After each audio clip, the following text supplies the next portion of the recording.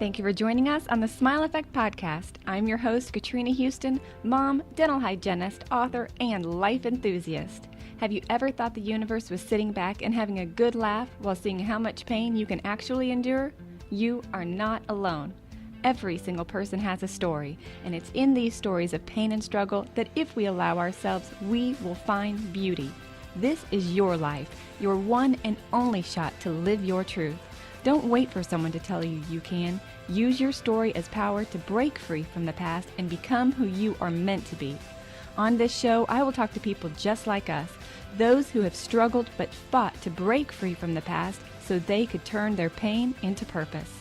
Stop telling yourself that you're not good enough and live the life you are meant for. Are you ready? Let's do this.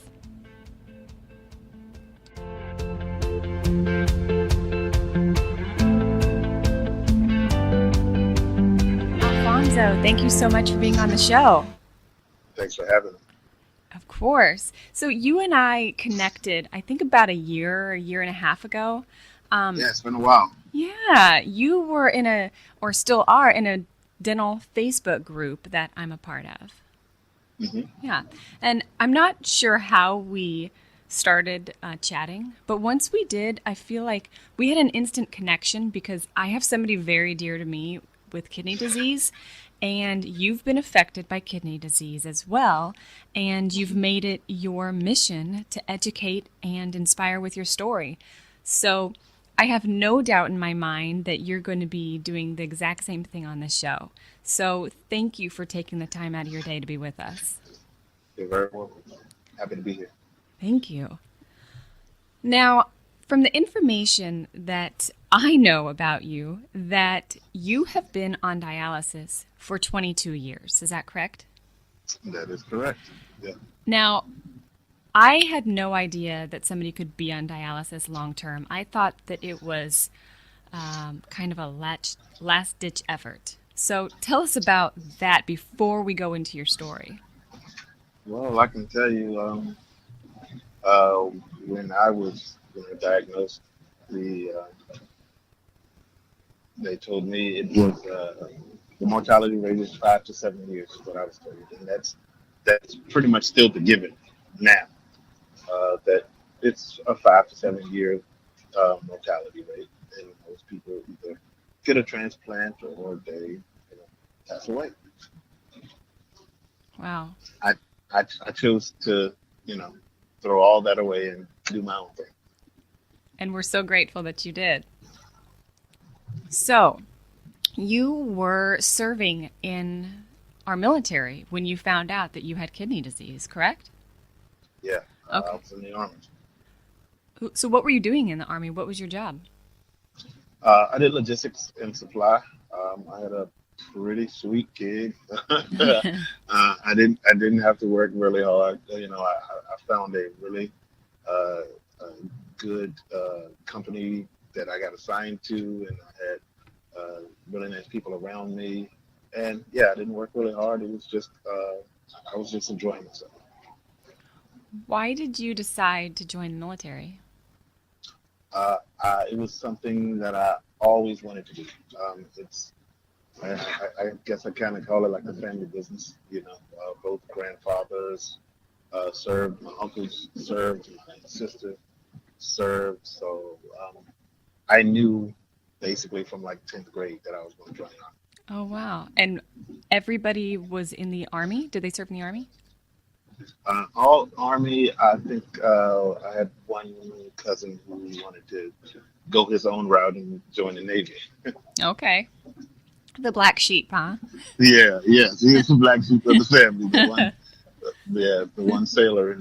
Were you planning on being a lifer?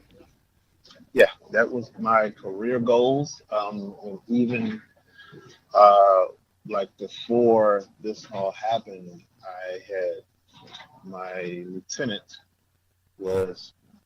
she was going to recommend me for what's called the Green to Gold program, which is where if you're a regular soldier, you can go to officers candidate school and become an officer. And she was going to sponsor me to go do that, to become an officer. Mm-hmm. But of course, there were other plans for me. Right. I love that you said there were other plans Yeah, other than what you had. That other is than what I had. Yeah, that is the story of life, isn't it? yeah, it is. So tell us about how you found out. Well, this is a vivid memory of mine that I'll probably have for the rest of my life. I had I went running one day with me and a friend of mine went running, and we were done running, and we were going to just breakfast, shower, and go to work. I had back pain, um, and not really knowing if I had pulled a muscle or what it was. I was like, well, look, man, you go ahead. I'm going to go to the clinic, see if I can get something for this pain in my back, and then I'll be at work.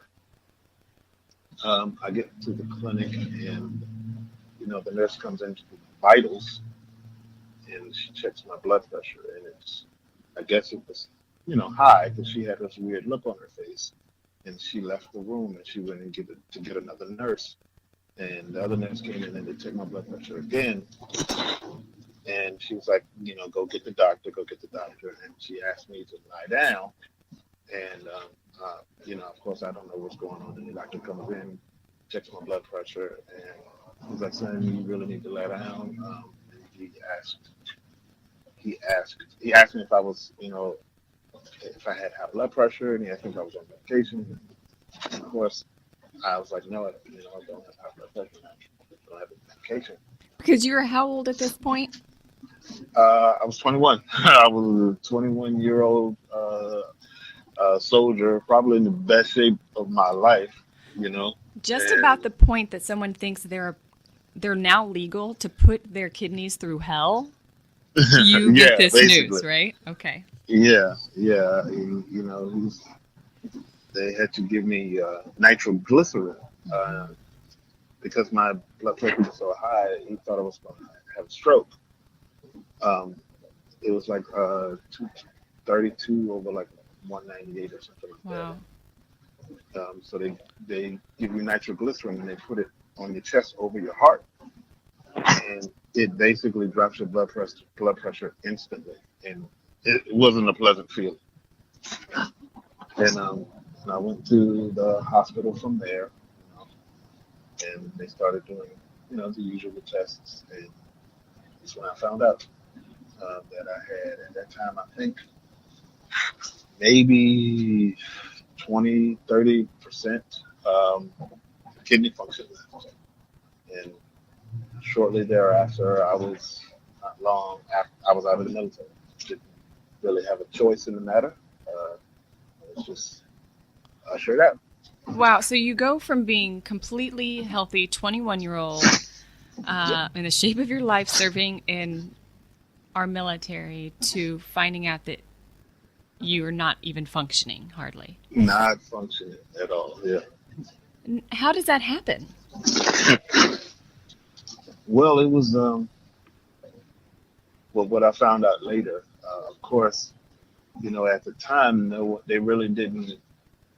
Well, they asked if that could do like a biopsy, and I was like, sure. Will that make this not happen? They was like, well, no, you still will have the disease, but we just want to dig around in there to see. And I of course, said no. I was like, I'm not going to let you dig around in there. It's not going to make me any better. So it wasn't until later, 3 years later, actually, that I found out that I was actually born with a disease called polycystic kidney disease, which is very rare. And I found out actually a year or so ago that I have a rare form of a rare disease. And that So goes with the kidneys? it is a kidney disease that attacks the kidneys, and I found out mine was rare because normally the normal version of this disease attacks like one side of a family. I have seen it devastate entire families, but I have I have the rare form, so it hasn't attacked anyone else in my family but me. So I guess that's the good thing that happened. So, but I still watch my children religiously, when they have to check us. Right. So Yeah, you're the first one in your family and the only one to ever have kidney disease that you to know have polyps. Well, I have other family members who have had kidney disease, but they don't have this form of disease that I have. of. Okay. Wow. Yeah, Talk about picking the lucky straw, right? yeah. I mean, it was. I always say now, of course, that I was given the disease. It was given to me so that I could do what I do. And how long did it take for you to realize that this was your story? It took a while. I mean, of course, getting my diagnosis at 21 and basically losing my job and all my friends, because I was stationed in Texas and I moved back home. So I was not the happiest person to be around. You Yeah. find out you're losing an organ, you lost your job, you away from your friends. I come back home and all of my friends are either in college or they're in the military, so no one's at home. So it's just me and all my misery. And for a while, that's where I was. I lived in misery, and then picked myself up, and just decided to do something with my life. Went to college and got a degree in psychology. I started a business, um, and it wasn't until I don't know, probably maybe 10 years in that I realized that I really wanted to do something to I don't know help. Well, I always saw when I was in the dialysis clinic that there was sort of a disconnect between staff and patients, and I really wanted to be like the liaison.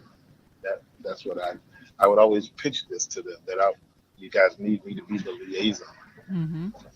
between staff and patients so that they can understand you and you can understand them.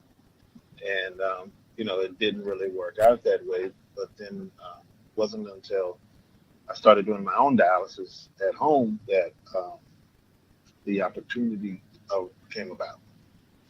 Oh, You know, wow. when I, yeah, when I started doing my own dialysis, I learned more about myself as a patient, and I really started to understand, what it's like being on the other side, being, the caregiver. And you know, I began. I helped a friend of mine. He was doing he does like health fairs, um, so people can come for free screenings of diabetes, high blood pressure, and things like that. And he asked me to be on the board of his nonprofit that year, and I helped out and um, spoke to some people, and I met a lady there, but I met a lot of people there. So it was kind of an insignificant meeting at the time. I guess a year or so go by, and I had my nurse actually ask me to do a charity bike ride. She wanted to do it, but she didn't want to do it by herself. And she knew I worked out and everything. And I was like, okay, we can do that. And it's a 3-day ride. It's 220 miles or something. Um, and when doing so, I met a gentleman that I rode many miles with, and we really, had a really good connection and had a good conversation. And it was a great experience, and I enjoyed it. I've since done that ride about 4 or 5 times. But what happened was, I guess these guys were putting on this conference, and the guy when I met him in Iowa, and the lady that I met in Virginia. And I didn't know that they knew each other. Of course, they were putting on, whoever they were working for at the time put on a conference, and they were like, well, he was like, I met this guy. I think he would be great to come and speak. And she said, well, I met this guy, and I think this guy would be awesome. It wasn't until later they realized they were talking about the same person that they both met basically 1,000 miles apart. Wow. So, what But was the moment when was that the moment where you realized, hey, if I can not even really be trying to affect people, and I realize that I am for people 1,000 miles apart from each other, I can really make a difference in the lives of people when I really am putting forth some effort. but at that time, no, I was just like, enjoying myself when I met her and enjoying myself when I met him. And it wasn't until the conference that I went to and I met, a lot of different people, talked to a lot of different people, that I realized that this was really cool. You know, Mhm. this was a lot of fun. I enjoyed myself, and I did one little one and another little one, and I was just having a good time. And then it was a physicians leadership conference, and I got invited to do that, and it was the first time, you know, they offered. They asked me what my fee was, and that's when I realized that I could. You mean to tell me I could do what I'm doing, and you're going to give me money to do this? And I thought I had to call them back Sold. because I did. Yeah, I was like, I'll get back with you on that because I didn't. I was doing this stuff for free simply because it was fun to do. You know, And it was it's what I wanted to do. exhilarating, right? When you It know is. that you're touching somebody else. And yeah, isn't it crazy Yeah. how that works? That we can be so happy sharing our message, Yeah. doing something that we love. Yeah. For to be honest, every single person on the planet has something of value to give to Amen. others. The problem is, you know, we don't have something that come into our lives like some type of adversity or whatever to make us realize that we have something of value to give. It's so easy to get stuck in that pain that you feel like there's no way out. And if you do find a way out, why is anybody going to care what you have to say anyway? I remember years ago, um, I told somebody who was very important to me at the time that, you know what, I'm going to write a book. And this person looked at me square in the face and kind of cocked his head to the side and goes, why would anyone read it? And I was like, wow, ouch. Yeah, yeah, And then I put it behind me for years and years and years. That is the thing that is holding a lot of people back is what other people are going to think of them. hmm So tell me, what is it like living in your life every day? What's a typical day for you? for me, it's a normal day, but morning, get the kids ready for school. For instance, this morning, got the kids ready, get them up, iron How old are your clothes. kids? I got three boys. I got an adult. He's my nephew, but he's my other son. Okay. He's 22, and then I have a 7-year-old and a 3-year-old. Oh, wow. Yeah, so You've got little kids. yeah, I Okay. got I get the kids ready for school, drop them off. If I have an event that day, go and do my event or my engagement, what have you, and pick the kids up, and then there's dinner and homework, just like everybody else. But um, I have to begin the process of starting my machine and getting it ready, and preparing my room and everything before I can start my dialysis. How long Um, does that take? it takes me the getting together part takes about 20-30 minutes. The dialysis itself is a little over 3 minutes. I'm sorry, 3 hours. But I try to incorporate, the things that I have to do. Like I'll start my machine, then I'll, you know, give give my little one a bath, and we're doing homework and everything. And I do my best to not have you know it be a issue. Mm-hmm. It's just like in my house, it's just something that's in that room. You know what I mean? Mm-hmm. So like my wife goes if she's getting off, and maybe she's going. Like last night, she got off work and she was like, "Well, I'm going to work out and go right ahead." So it doesn't hinder anything. She doesn't feel like she has to stay at the house to make sure everything gets done, so that I can do what I need to do. It has become a part of our lives and our routine now, because I've been doing this at my house now for 13 years. So this is something you do every day? I do it. It's 5 days a week, for me, and I choose which days work for me, which hours of the day work for me. It's completely and totally flexible, and completely and totally my decision on how, who, what, when, where, and how I'm going to do it. So it fits well into our lives. So when you were 21, you found out you had about 20% function in your kidneys. Hmm. What is that function like today? Zero. Yeah, zero. Zero. Okay, wow. I remember you commenting on a post. The post was about going on a trip, and you said, "Yeah, take me. I'm great for road trips because I never have Oh to stop and pee." yeah. You do not want me driving on a road trip. Yes, my family hates when I drive. So, have you not gone to the bathroom I have not for? urinated in, I say about, I think it's been 18, 19 years now. Wow, you are Yeah, saving some time. yeah, yeah, yeah. Wow. Yeah, yeah, my son and I drove to when he was being recruited to, for college football. We drove to a lot of schools. And he hated it because he was just like, I gotta go to the bathroom. I'm like, well, man, sorry. Well, it'll teach him some control, right? Yeah, yeah.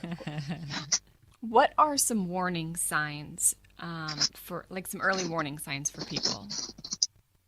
See, this is one of the reasons why it's, and what the average person doesn't know right now, listening, is that it is an epidemic, but we're not discussing it.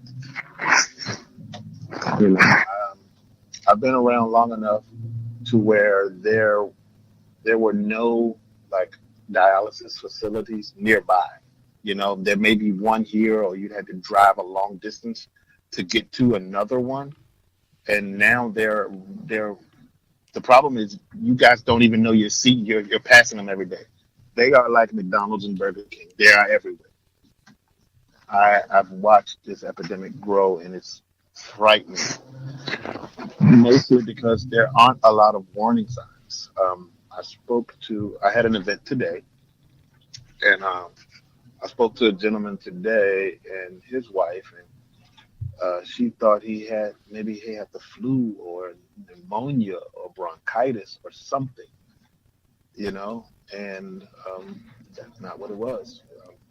When he checked himself into the hospital, he stayed for 10 days because his kidneys were down to like 5%, but he didn't know. Wow. Yeah, because it's not like a painful thing. It's just like you just don't feel yourself. And it's so gradual that your mind kind of creates a new normal for you. Right. You could just think And maybe you're aging or you've just, yes, you've had a bad day. I didn't yeah. sleep well, or something I ate, or man, I just got the sniffles, or I got a cold, or it's nothing like concrete that really, makes people sit up and say something's wrong. So for the person who has been diagnosed with kidney disease, but doesn't really believe it's that big of a deal, because you know there are people out there like that. Oh yeah, I'm not, I'm not feeling it. I see them regularly. The doctors don't know what they're talking about. What kind of advice would you give them? Please listen. Please take heed. You know, like for myself, I knew this was happening. I was told this was happening, but I lived in a state of denial. So instead of doing what the doctors told me, I went home and ran away for like 2 years. It was 2 years from the time I found out to the time I started. I remember the morning. I woke up around 5 a.m. I could not breathe. Like a truck was on my chest. I couldn't breathe. I was sipping air. And even then, I still didn't believe that it was my kidneys failing. I thought, man, what is wrong with me? Well, I feel horrible. You wouldn't think that you would have a hard time not like a hard time breathing because your kidneys aren't working. It doesn't seem like it goes together. Well, when you're not expelling urine, it backs up into your body and it backs all the way up to your chest and presses on your lungs. Wow. So you basically are drowning from the inside. Oh my goodness. So Yeah, somebody but could that's think that one, they're having a heart attack, two, hmm maybe they've got pneumonia, it's the winter season. yeah. Oh, I've okay. met I've met so many people who went to the emergency room because they thought they had the flu or pneumonia and ended up on dialysis because they had no idea. Is that something that they automatically check for when people go in with Mm-mm. chest pain? No, No. they check everything else. What usually happens, of course, they check everything else. Give you, they do a blood test. Um, they do a urinalysis, and that's how they find out. Okay. So Yeah. you're What? 23 years old, you wake up in the morning and you can't hmm even breathe. hmm And you just think, oh, it has nothing to do with my kidneys. Yeah, I'm like, man, what in the world is this? I gotta get myself to you know, to the emergency room, to the hospital or whatever. And that's when I realized, you know, two and two came together, and it was like, oh, okay, this is what they've been telling me for the past 2 years, basically, you know. So, and then I started.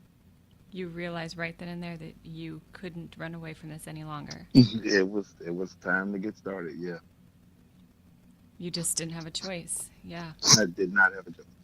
Didn't have a choice. I mean, I had one, but the choice was you were not going to live long. So at that point, did you finally accept it and decide to move forward with this new Mm-mm, life? No? not at all. Okay. No. I tried to, as they say, straddle the fence. I tried to straddle. I figured, okay, because at the time I was a freshman in college, so I thought I could try to do what they tell me to do, but still live the way I wanted to live. As a 23-year-old kid in college. I found out quickly that I couldn't do that. You have things you can eat and can't eat, can drink, can't drink. It was just, it's a lot. Tell us a And few of of course, those, the main things that people want to put in their bodies that are an absolute well, no-no with kidney disease. well, now that I do my own dialysis at home, I really don't have any restrictions, so I'm able to be normal. But back then, you are restricted to 32 ounces of liquid a day. Just 32 ounces of liquid. That includes all liquid. Okay. That's water, juice, coffee, soup, popsicles, ice, whatever. 32 ounces. Um, and the majority of the foods that are considered healthy for the normal people are not healthy for a person with kidney disease. Can you give Uh, us an tom- example?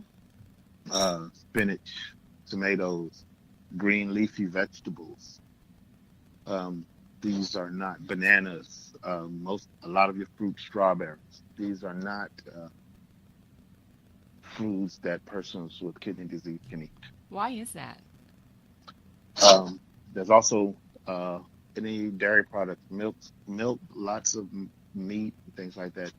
There are two very important things that we have in our bodies uh, that kidneys regulate, and most people don't even know they exist. But these two things are in everything we eat. That's phosphorus and potassium. If you, and of course, I thought that they would never be able to tell I could eat whatever I want, but the nurse told me that blood don't lie, which you can tell everything you had just by a blood test.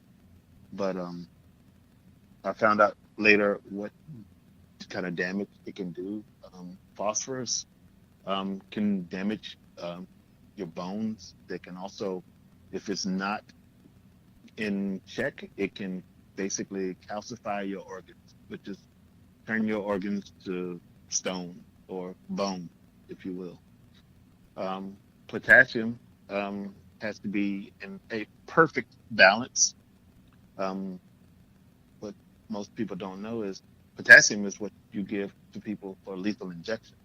You get a high dose of potassium because it stops your heart. I did know So, that.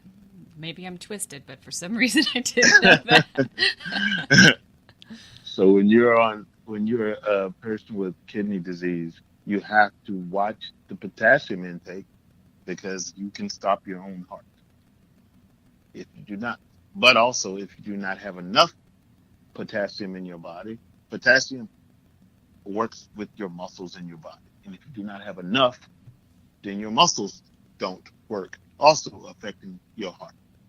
I cannot imagine having to monitor the amount of Everything. potassium and everything because you have to It's have yeah, potassium to live, but if you have too much, then you're going to kill yourself. I yes, you got to cannot stay it. imagine that stress. It's a tight little window as well. It's not a very large window that it has to be in. And um, I, of course, at that time, I've been on both ends of the spectrum, too high and too low. Too high, my heart beat erratically. It was it was like somebody playing the drums. When it was too low, I couldn't really get my legs to work right. So it has to be, right in this nice little tidy little window. Hmm. Yeah, which it takes a long time for people to adjust to that. Most people never do. It's hard. Um, but with the way that I do my dialysis now, I don't have to concern myself with that anymore. I can basically eat and drink and be normal.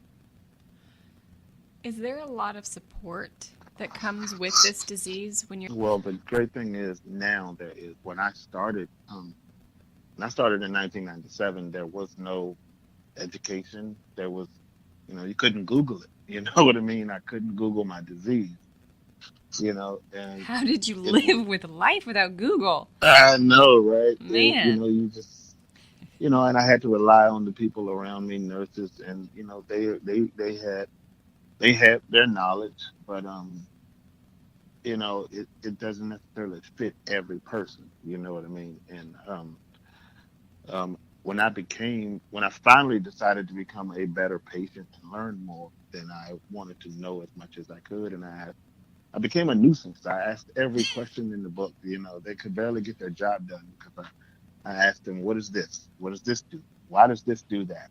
How does this react to my body? Why do I need this in my body?" So I became a nuisance, but I really wanted to learn as much as I could. And nowadays, um, for instance, the the event I did today, they have um, they have kidney care educators, and I did an event with a kidney care educator today, where she sat with a bunch of patients and just gave them a lot of education, and I go in as and talk to them from the patient's standpoint and just give them tips and pointers and um, advice and try to let them know that it's, you know, it's a, it's not going to be easy. It's going to be a tough road, but if I can do this, anybody can do it. Do you only work with people that are local to you, or do you do coaching with patients? And I travel you, extensively. Generally, no, they don't. I'm not hired by a patient. Um, Generally, I am contracted by either a physician or a clinic to come in and uh, talk to patients. I also do several of the universities because they have hospitals attached to the university, and I go and do teach classes at the universities. Um, but that's generally how I do what I do. Um, um, I'm contracted by them and they pay me. So if I meet someone who wants to talk to me one on one, I give them my number and they can call, email, or whatever they need. okay. They have access to me. Yeah. So, what if somebody doesn't have access to one of these places that, say, somebody's listening to this podcast and they're like, I really feel like this guy could help me? Would they be able to reach out to you? Sure. Yeah. Hmm. And maybe get some one on one? Yeah. Yeah, That's what that's awesome. all I want to do is give people. I took the long way around. So now I want to help people take the shortcut. Yeah. Sometimes you have to take the long way around, right? That's part of the Yeah. story. That was part of the journey, and it gives me the credibility when I try to speak to a patient and get to help them take the shortcut, because I did take the long way around. Are there any other systemic diseases that go along with or tend to show up with kidney disease? Well, this one is um this is the biggest one. See, most people don't know what kills patients with kidney disease. They think kidney disease kills patients with kidney disease, but kidney disease does not kill patients with kidney disease. The biggest thing that I feel should be screamed, and I scream it to patients all the time, is um, patients with kidney disease die of heart attack and heart disease. That's the major killer of patients with kidney disease. I read an article recently about classifying kidney disease as heart disease because that's what kills them. You don't die from kidney disease. Huh. Yeah, That you do not die. is, it's mind You- blowing. I yeah. I had a great friend growing up in high school that her mom, our whole lives growing up, her mom suffered from kidney disease and she was waiting for a transplant that I don't believe she ever got, and she eventually passed away. But I, along with the majority of people, just assumed that it is eventually a death sentence. Yeah, that's what most people think. And honestly, if you do not take control, then it will kill you in some way, shape, or form. It will kill you. But the majority of the time, it's through heart attack and heart disease. The individuals on dialysis long term, they end up with, let me see if I can say this word, left ventricular hypertrophy. It's like the left side gets enlarged and fatty, and that's what causes the heart disease and eventually the heart attack. And but that's what usually happens. Bone issues, um, issues with circulation, and of course issues with the heart. Well, then tell me how it is that you became intertwined in dentistry. Yeah. Oh man. Because it's a pretty big This part of your life now, isn't it? Yes, it is. Yeah, it's a big old part of my life. Though. I mean, it's amazing. It's a lot of fun.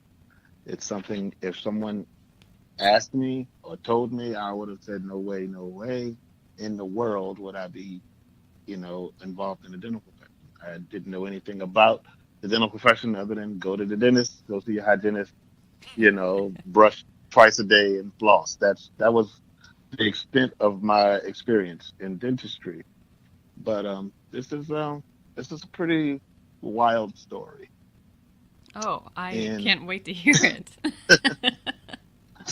in in February of 2017,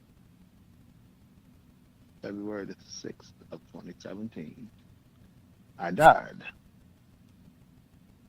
What? from something. Yeah, I went in for surgery. I went to have my, I needed to have my first, it was called a first rib resection. I went to have my rib removed. So I went to have my first rib removed. Okay, are you having the rib removed because of the kidney disease?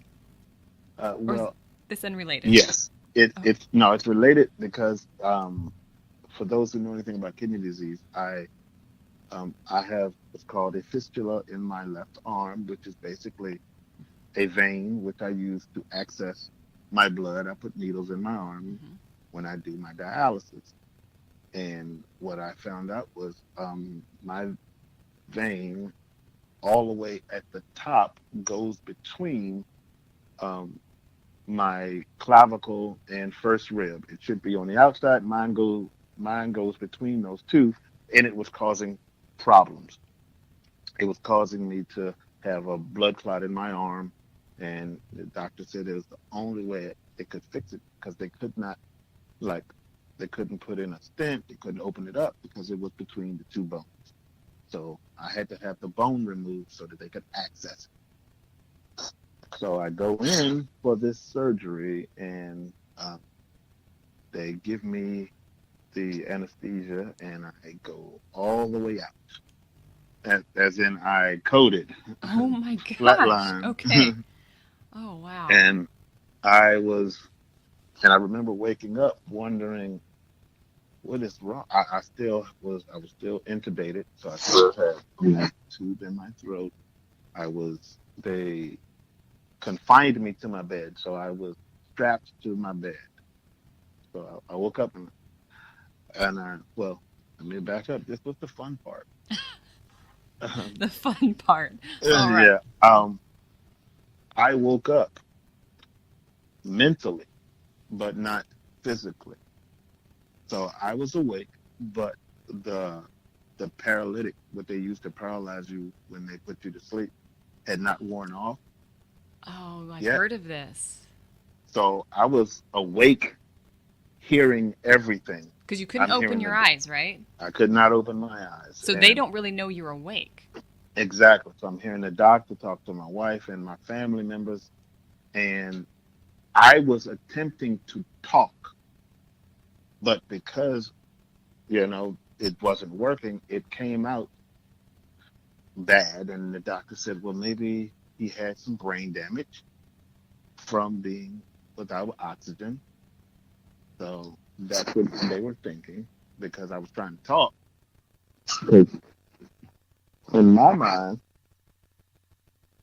I sounded clear as a bell. You know, Mm-hmm. I sounded like me. Everything was okay, and I was just like, "What is wrong with you guys? Why can't I move? What is happening? What's going on?" And of course, I'm talking, and when I finally was able to open my eyes, they kept, my wife was like, calm down. And I was just like, because they're thinking something is literally really wrong with me. That had to be But so scary for everyone. You're trapped in your own body, and yeah, that they was, think that there's something seriously hmm wrong. Oh my yeah. goodness. No wonder you remember the exact date. They're thinking that, something is, and I just heard all the sobs and all the, maybe he has, some brain damage from the lack of oxygen, and we'll had to do all this other stuff, and How I'm just long like, were you gone? I don't know how long I was gone. So they didn't Um, know how long you had been without oxygen? They were just kind of well, making. yeah, I went out, and of course they did everything they could, and you know, of course they got a rhythm, and then the rhythm went away again, and then they got it again, and I know it terrified my family because they take you to the little room where you get the bad news, Oh. you know, yeah, and so I, I finally wake up, and they're still thinking something's wrong, and of course nothing's wrong. So I asked my wife. I said, "Could you, I told her to get a pen because I'm still intubated. So I got a pen and I wrote, "Nothing is wrong. What the hell am I doing tied to this freaking bed?" You know. So they're thinking the worst, but I'm trying to tell them, I wrote a long note. Get me, take me loose. Nothing's wrong. I'm fine. Everything is okay. But everything to them medically looks different. But so eventually they untied me and they Was this, untied my did your arms. wife have to encourage them like, okay, he says he's fine, let's just see how he's Yeah, doing? she no, she still didn't want me to do it because they thought I was going to, rip the thing out of my throat or whatever. And I was like, I'm fine. I will not do whatever you think I'm going to do. Just untie me. So they untied my hands and they finally, removed the tube. Um, and just seeing everybody's faces was just weird because for me, I just went in there and I was like, well, why? What happened to my arm? No, they didn't do anything to my arm. And then they, of course, proceeded to tell me everything that occurred. And it's a weird memory for me. It's a different memory for them. You know, Yeah. I just remember going in the room and waking up. And it wasn't until I got out of bed and I went in the bathroom to like wash my face and I still had the little pads on my chest where they put the paddles on. Oh my That's when goodness. that's when it kind of hit me what had all happened. And the whatever ward I was on, I left the next day and the nurse says no one leaves here. No one walks out of this place. It's where people go to die.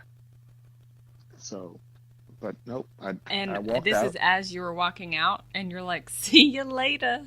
Yeah, so I Watch me. Watch me yeah, from and behind because I am walking out. it was weird, but coming out of there, it was the week after that experience when I told my wife and I told everyone else. I was like, I'm going to find me a new circle of friends that can help me get my message out. I wanted I was doing what I was doing and I was enjoying it. I said, but I wanted to do more. And going through that experience, even though I don't have the same memories as they do, I still know that, that could have been the end of my story, you know, and I wasn't ready for that to be over yet. So I went searching online for everything, and I found um, I found the Speaking Consulting Network, which Yeah. is, Hmm. and I found them, and I found a bunch of others, and I joined a bunch of different organizations. But I read the Speaking and Consultant Network, and I was like, man, this sounds really cool. I said, but they're dentist centered, they're all about dentistry. So I wrote a long email and sent it to the Speaking Consulting Network, you know, telling them my story, and I got an email back, and they said, would you be able to, you know, have a call with our CEO? And I was like, sure. So I got a chance to have a conversation with Lois Banter, which was awesome. She's an amazing woman, And I said, this is, I'm a speaker, and I travel a lot, and you know, you guys seem like you have a really good organization, but I don't know if I fit because I'm not dental. And she was like, this would be a nice twist. I think you would enjoy it, And from there, she said, well, there's some people. Actually, this would happen when during our phone call. She's like, I just recognized your phone number, and I was like, yes, ma'am. She said, you have a Virginia area code, and I said, yes, I live in Virginia Beach. And she said, oh my God. She said, our founder, you know, Linda Miles is lives in Virginia Beach. Oh. Yeah, and she's like, I want to put you two together, and I was like, awesome, great. So I signed up for SCN, and she gave me Linda's information, and I reached out to Linda Miles, and honestly, I didn't hear anything back from her, and um, I had gone on for a while, and I just thought, oh well.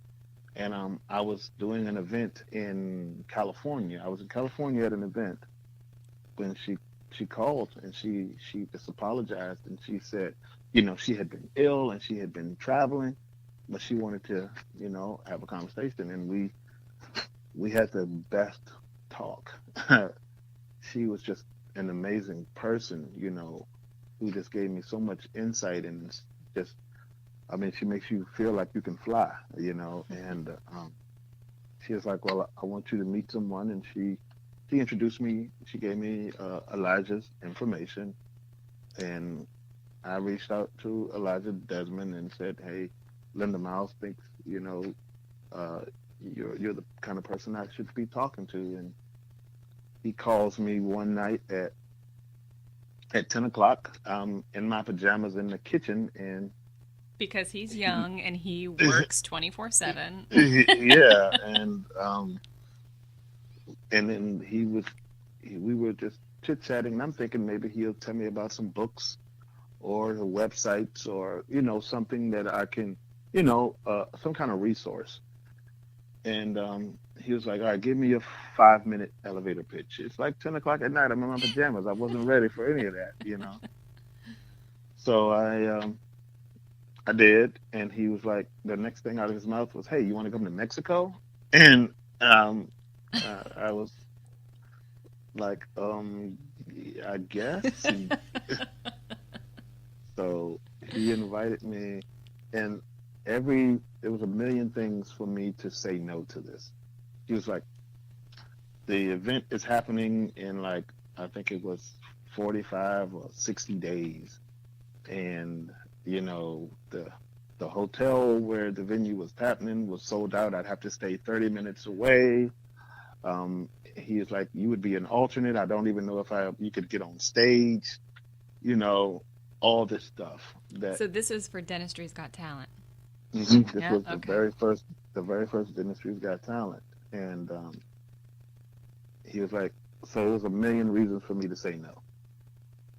I had to do all this stuff that I had never done before, because the world that I come from, I don't have to do it. People, they already know me. They call me for work. I don't call people. I didn't have a headshot or a resume or any of that.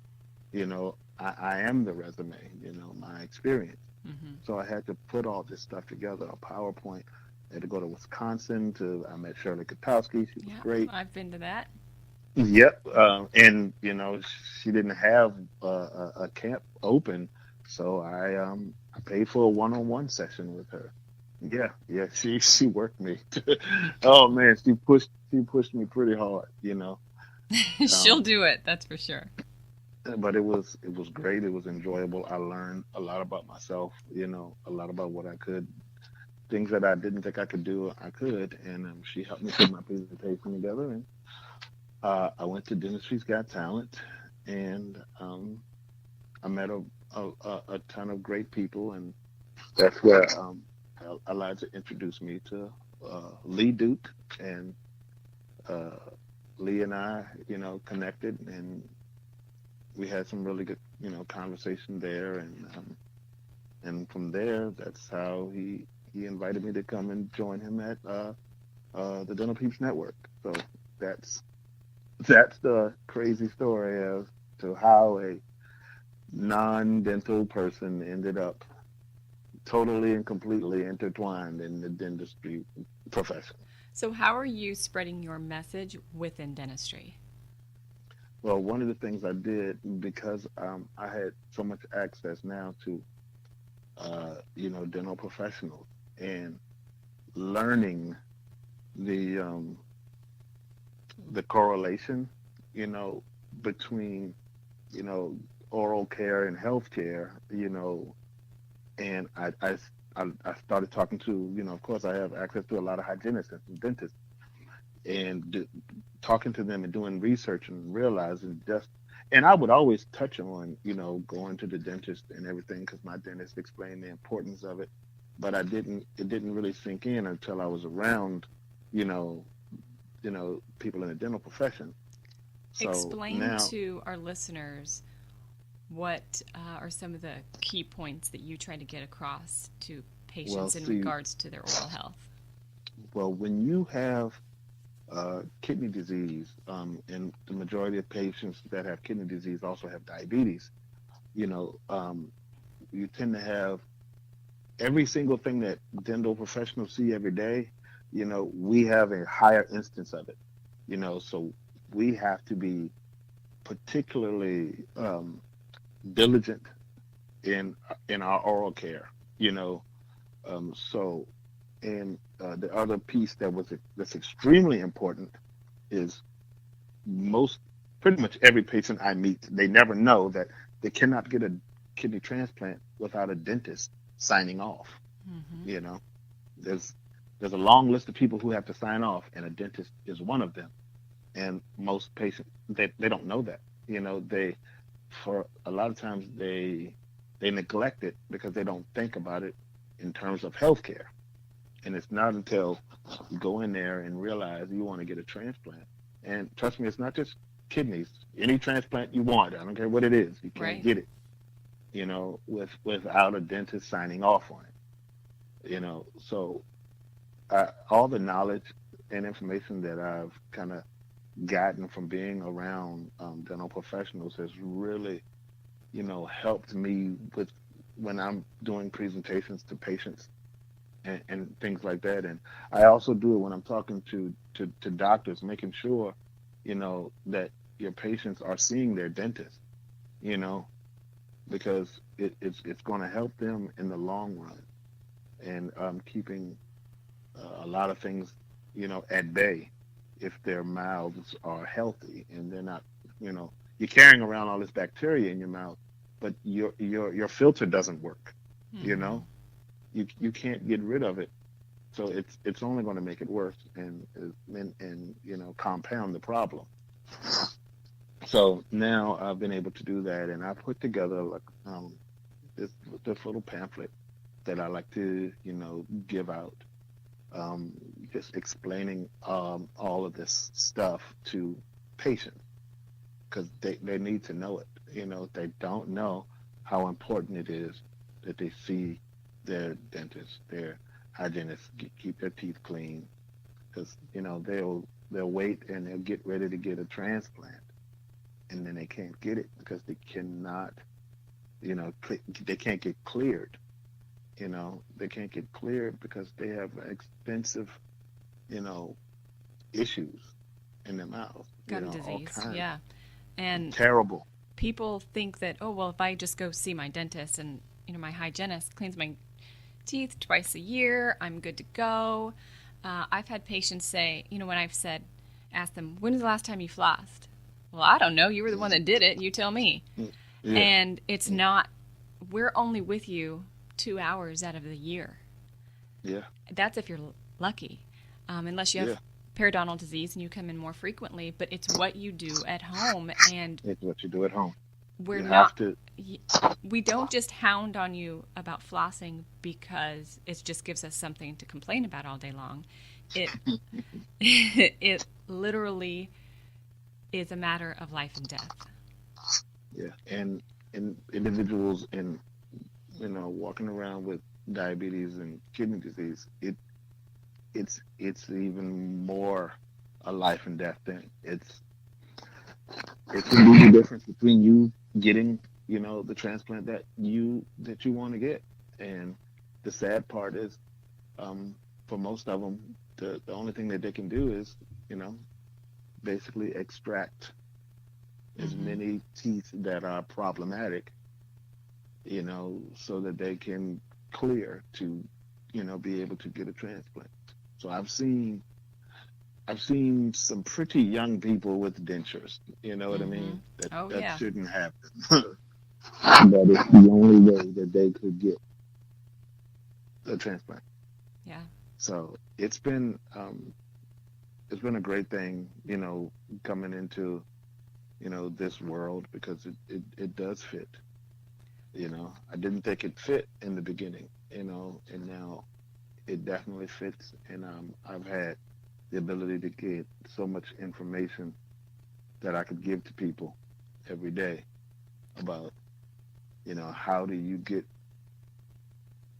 to where I am, you know. So I tell them, I take really good care of, even better now, of course, Mm-hmm. after I met all the dental professionals, I remember my very first cleaning, and she was like, "Wow, my dentist." I said, "Well, I'm at the moment, I probably have, 100,000 friends that are hygienists, so I'll feel like I'm failing them all. yeah, so I gotta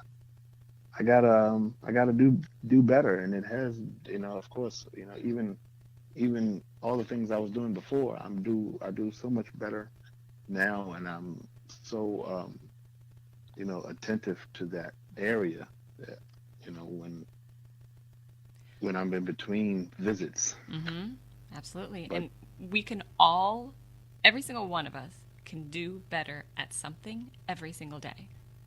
oh yeah, But definitely, if you don't know to do better, yeah, then you're out of luck. So yeah, we're grateful that you have come into our world to educate patients as well as dental professionals, because yes, we are highly educated, but a lot goes out the window when you hmm, graduate and you take your boards and you start in the real world. Um, and there's only so much time in an appointment.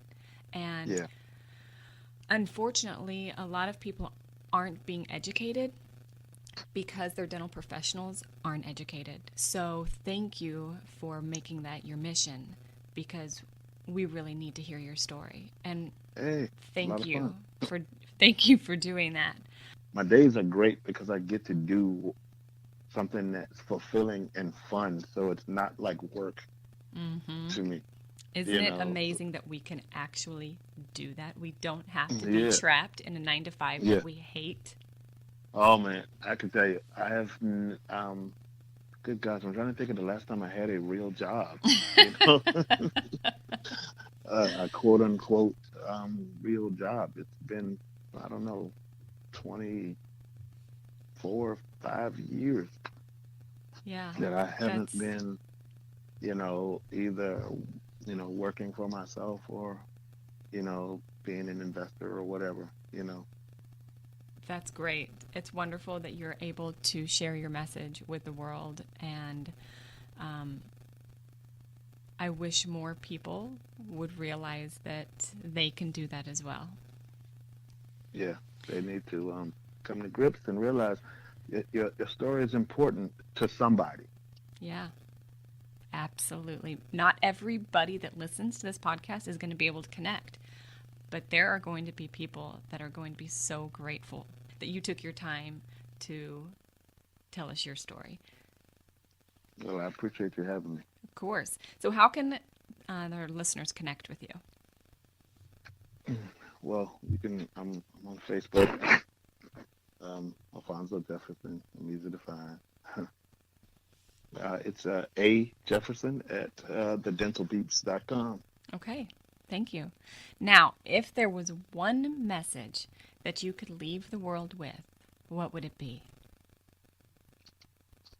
Hmm. Pay attention to your body. Pay attention. because we all get some type of warning sign where something's not right, but we want to label it anything else. No, it's not that. It's not that, or it's not that. You know, Mm-hmm. but it's usually a precursor to something. You know, I was reading an article about someone oral cancer who thought it was just a sore in their mouth. You know, Yeah. that they just put off and put off and put off. You know, and it's pay attention. If something's not right, ask the question to yourself, what could it be? And then go and, talk to a professional, and find out if it's nothing. I completely agree. We know our bodies better than Hmm. anybody else, just like the Yeah. same with our children. And it's they're bombarded with a million things, and sometimes they miss things. Just because they're doctors Yeah. doesn't mean they're God. You know That's your right. body. You Listen know to your it. body. Yeah. Well, thank you for that, Alfonso. I really appreciate you being here Well, and sharing your message with the world and making a difference. So, thank you.